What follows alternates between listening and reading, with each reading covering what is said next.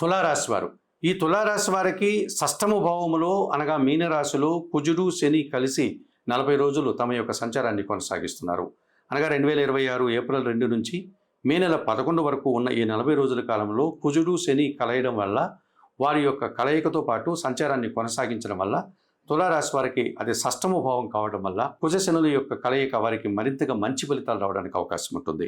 అనగా తులారాశి వారి మాటకు విలువ పెరుగుతుంది, కుటుంబంలో సంతోషకర వాతావరణం ఉంటుంది, శుభ కార్యక్రమాలు నిర్వహిస్తారు, అలాగే స్థిరాస్తుల నుంచి ఆదాయాన్ని అందుకుంటారు, వ్యవసాయ రంగంలో మంచి లాభాలు అందుకుంటారు, సంతానంతో కలిసి కొన్ని కార్యక్రమాలు ప్రారంభిస్తారు, అలాగే ఆత్మీయులతో కలిసి ఆనందంగా కాలం గడుపుతారు, వ్యవసాయ రంగంలో మంచి లాభాలు అందుకుంటారు, వచ్చినటువంటి ఆ ఉత్పత్తులకు మంచి ధరలు పలిగేటువంటి పరిస్థితి కూడా మనకు కనిపిస్తుంది.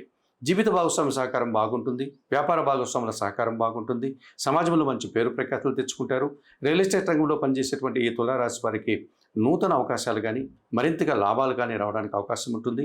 ఈ 40 రోజుల కాలంలో కాస్త ఉద్రేకపూరితంగా ఉన్నప్పటికీ, కాస్త టెన్షన్ పడేటువంటి సందర్భాలు ఎదురైనప్పటికీ కూడా వీరికి చివరిలో తుది విజయం, తుది లాభం వీరే అందుకునేటువంటి వాతావరణం కనిపిస్తుంది.